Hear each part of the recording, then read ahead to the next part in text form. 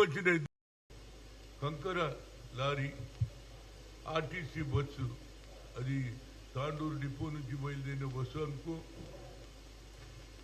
ఆ సంఘటనలో ఆల్మోస్ట్ 19 మంది చనిపోయిందని లేటెస్ట్ రిపోర్టు.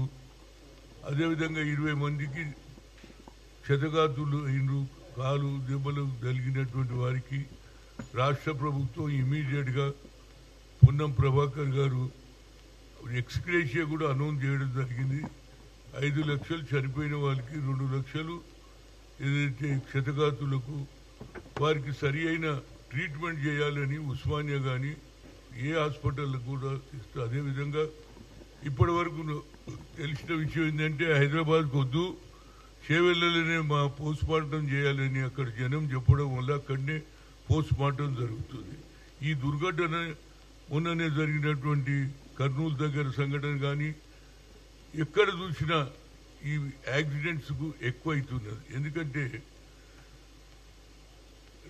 ఏదైతే ట్రాన్స్పోర్ట్ మినిస్టర్ ఉన్నారో వారికి నా రిక్వెస్ట్ ఏంటంటే ఇది హైవే మొదలైంది ఎప్పుడో, ఇంకా మెల్లమెల్లగా నడక నడుస్తుంది కాబట్టి సింగిల్ రోడ్లో ఇలాంటి సంఘటనలు జరుగుతున్నది. దాన్ని నితిన్ గడ్కరీ గారు ఇమీడియట్గా ఎక్కువ ప్రతిపాదిక తీసుకొని ఈ రోడ్లు బాగు చేస్తే, ఎందుకంటే చేవెళ్ళకు ఇప్పుడు రూట్ చాలా పెద్దగా అయిపోయింది. ఇంతకుముందు అంటే ఊరు పోకపోతే అక్కడనే ఫామ్ హౌస్లు అవుతున్నాయి, అక్కడనే ఇండ్లు డెవలప్మెంట్ జరుగుతుంది. కాబట్టి ఈ యాక్సిడెంట్ సింగిల్ రోడ్లో జరుగుతుంది కాబట్టి దీన్ని ఎక్కువగా స్పీడ్గా ఇది పూర్తి చేస్తే 4 లైన్ చేస్తే కొద్దిగా ఏది యాక్సిడెంట్లు తక్కువ జరుగుతుంది. ఎవరి దారి వాళ్ళు పోతారు. అపోజిట్ రావడం వల్ల ఈ సంఘటన జరిగింది. దీనికి నా చనిపోయిన కుటుంబం ప్రగాఢ సంతాపం. అదేవిధంగా ముఖ్యమంత్రి గారు కూడా ఇమీడియట్గా అందరికీ అలర్ట్ చేశాడు, మంత్రులకు అదే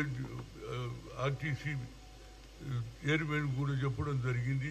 ఏదైనా ఈ సంఘటన ఇలాంటివి రోడ్ల మీద ఎక్కువ మంది యాక్సిడెంట్లు జరుగుతున్నాయి కాబట్టి హైవేను ఏదైతే అప్పుడే 6 లైన్లు చేసి ఉంటే అయిపోతుండే, మొదలు 2 లైన్ ఉంటే ఇప్పుడు దాన్ని 4 అంటున్నాం, మళ్ళీ 4 తర్వాత మళ్ళీ 2 అంటారు. కనుక హైవే ఎక్కడ జనాభా పెరుగుతుందో అక్కడ హైవేలు 6 లైన్స్ ఇప్పుడు విజయవాడ కూడా ఇప్పుడు 6 లైన్స్ చేస్తున్నారు. ఇంతకుముందు 4 ఉండే, ఇప్పుడు మళ్ళీ 6 చేస్తున్నారు, 2 పెంచుతున్నారు. వాళ్ళని ప్రభుత్వం మోదీ గారి సర్కార్కు రిక్వెస్ట్ ఏంటంటే ఈ హైవేలు ఎక్కడనైతే మొదలు పెట్టినరో దాన్ని వేరియస్ రీజన్లో కొంత పని ఆగుతుంది, బిల్లు రాలేదనో అదేనో ఏదో విధంగా అవుతుంది, దాన్ని స్పీడప్ చేయమని కోరుతున్నా. అదేవిధంగా రాష్ట్ర ప్రభుత్వం చొరవ తీసుకొని ఆ కుటుంబాలకు ఎక్స్గ్రేషియాతో పాటు తప్పనిసరిగా వాళ్ళ కుటుంబాలను రాష్ట్ర ప్రభుత్వం ఆదుకుంటుంది. ఈ సంఘటనను నేను దిగ్వాంది. అదేవిధంగా భగవంతుడు ఏదైతే వారి కుటుంబ సభ్యులకు ఆయురారోగ్యాలు ఇవ్వాలని అదేవిధంగా నా ప్రగాఢ సంతాపం తెలియజేస్తున్నా. దీంతో పాటు ఒక పక్క జూబ్లీ హిల్స్ ఎన్నికలు జరుగుతుంటే అటు బీఆర్ఎస్ బీజేపీ కొత్త ప్రచారం చేస్తున్నారు.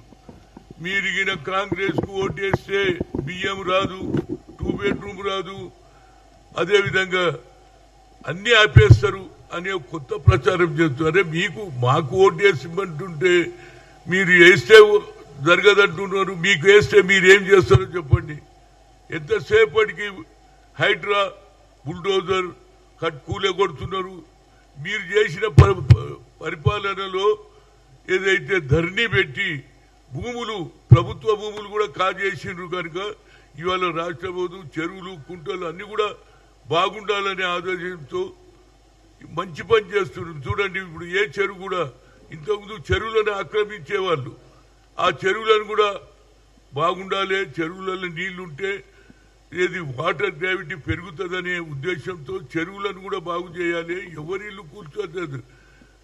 ఎవరైతే ప్రభుత్వ భూములు ఆక్రమించి సర్వే నెంబర్లు మార్చేసి ఏది ఇందిరాగాంధీ ఇచ్చినటువంటి అలయన్స్ కూడా ల్యాండ్లు కూడా ఏది అవి కూడా తీసేసుకోవడం జరిగింది. దాని మీదే జరుగుతుంది. తప్పుడు ప్రచారం ఎన్ని రోజులు చేస్తారా బాబు? నేను కూడా తిరిగినా ఏది జూబ్లీ హిల్స్ ఎన్నికలు 3 సార్లు పోయొచ్చిన, ఎక్కడ కూడా ప్రజలు వ్యతిరేకం లేరు. అయ్యా మాకు బియ్యం వస్తుందని చెప్తున్నారు, మాకు కరెంట్ అని వస్తున్నారు. కేవలం ఒకటి 6 గ్యారంటీలో ఒకటే ఒక గ్యారంటీ ఏంటంటే మహిళలకు 2500 ఇచ్చేది తప్ప